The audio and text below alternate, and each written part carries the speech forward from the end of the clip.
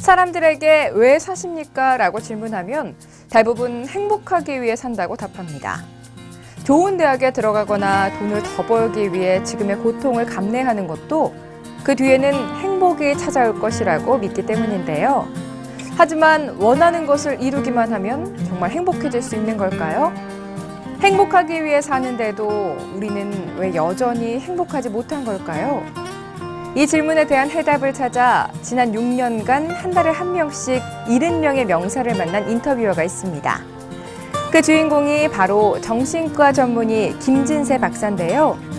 오늘 한 권의 책은 김진세 박사가 만난 우리 시대 긍정 아이콘 15명이 전하는 행복의 비밀을 담은 책, 행복을 인터뷰하답니다.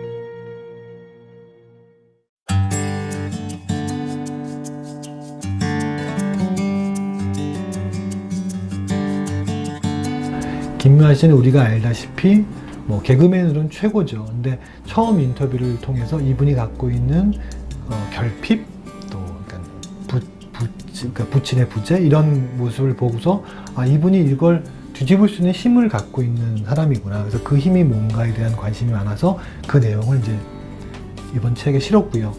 그 다음에 인터뷰할 때는 그런데 어떻게 실천을 했어요? 라고 물어봤거든요. 아주 구체적인 실천 방향에 대해서.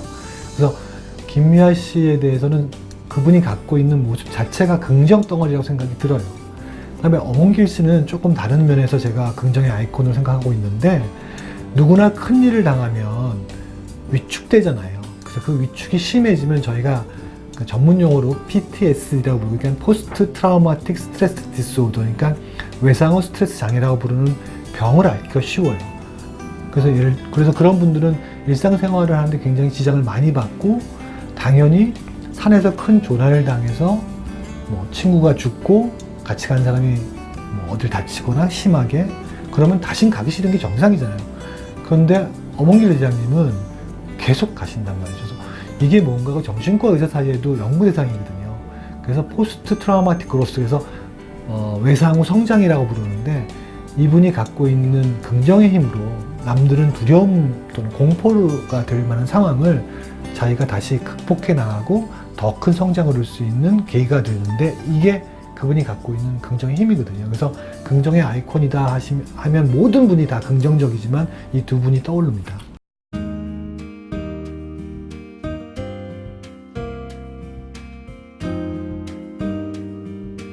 제 생각에는 제가 이제 행복에 대한 연구를 오랫동안 하고 인터뷰도 하고 책도 쓰고 했지만, 실은 행복할 수 있는 단 한 가지의 방법은 없는 것 같아요. 근데 불행해지는 방법은 있거든요. 첫 번째가 이제 비교하는 거예요. 비교하면 불행해집니다. 불행해지고 싶으시면 비교하시면 되거든요. 예를 들면 남산 위에 제일 큰 소나무가 몇 그루나 될 것 같아요. 딱 하나밖에 없잖아요. 제일 큰 비교급이 붙게 되면요. 그래서 그렇다면 나머지 그 제일 큰 소나무 이외에 다른 소나무는 쓸모없는 나무들이냐? 그렇지 않거든요. 나름 아름답고 이득이 되는 나무들이잖아요. 두 번째는 욕심을 가지면 되거든요. 욕심을 부리면 불행해질 수밖에 없어요. 예를 들면 우리가 큰 수조에서 물을 퍼낼 때 바가지가 큰 걸 갖고 있는 사람이 바가지가 작은 걸 갖고 있는 사람도 빨리 퍼낼 수 있을 거라고 생각하지만, 실은 큰 바가지로 물을 퍼내면 굉장히 무겁거든요. 자꾸 흘리고 그래요. 하지만 작은 바가지로 열심히 퍼내면 다 퍼낼 수 있거든요. 내가 갖고 있는 그릇이 어느 정도 되는지 아는 게 되게 중요한데 사람들이 다 그 그릇을 넘으려고 해요.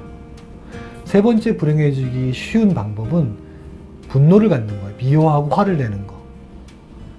분노를 갖게 되면 우리 몸 자체가 불행하게 될 수밖에 없어요. 그래서 비교하고 욕심부리고 분노하게 되면 불행해지니까 사실 아까 질문이 어떻게 하면 행복해질 수 있을까? 왜 우리는 행복하지 못할까? 하는 부분은 제 생각에는 너무 비교를 많이 하고 너무 욕심이 많고 너무 화가 많이 나기 때문에 현재 사는 우리들이 굉장히 불행한 것 같습니다.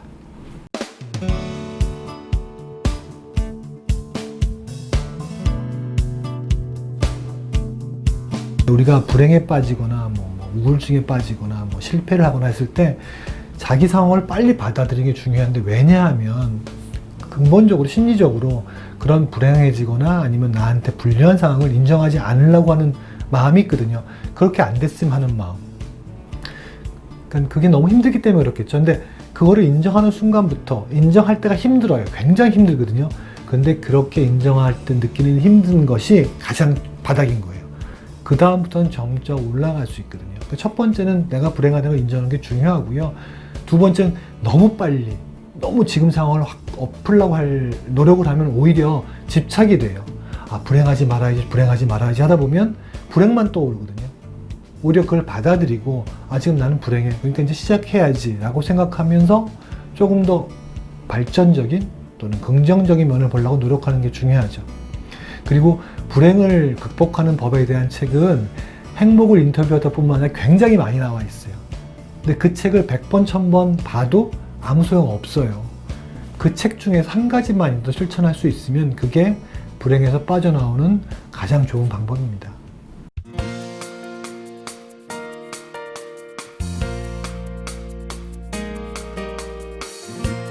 공통점이라는 것은 내가 갖고 있는 장점을 행복의 불쏘시개로 이용했다는 거죠.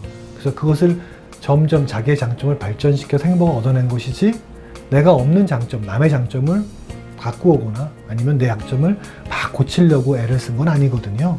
그래서 독자분들이 나와 공통점이 있고 공감대가 형성되는 인물이 있다고 하시면 그분들이 갖고 있는 장점과 내 장점을 비교해보고 내 장점과 그들의 장점이 맞는다고 하면 내 장점을 더 키우는 쪽으로 생각하시는 게 좋을 것 같아요. 물론 그렇다고 약점을 자기가 보완하려는 노력을 게을리하는 뜻은 절대 아니고요. 약점을 보완하는 것만큼 또는 그 이상 자기가 갖고 있는 강점을 살리고 발전시키려고 한다면 이 책이 주는 장점을 제일 많이 흡수해서 여러분도 좀 행복하게 될 수 있는 그런 정말 처방전이 될 것 같습니다. 행복을 인터뷰하다 이 책은 김미화, 엄홍길, 베르나르 베르베르, 최정원 등 15명사의 행복 이야기를 인터뷰란 형식을 빌려 들려주고 있는데요. 저자는 장시간에 걸친 대화를 통해 그들이 가진 긍정의 힘은 어디에서 오는지, 행복이란 무엇이라고 생각하는지를 책에 오롯이 담아내고 있습니다. 더불어 인터뷰가 끝날 때마다 인터뷰 내용에 맞게 독자들이 생활에 적용할 수 있는 긍정 처방전도 제시에 도움을 주고 있는데요. 혹시 자신이 어렵게 행복하고 쉽게 불행해진다라고 생각하는 독자라면 이 책에서 김진세 박사를 만나보면 어떨까요? 그가 여러분의 부정적인 상황을 긍정적으로 바꾸는 지혜를 제공해 줄 것입니다.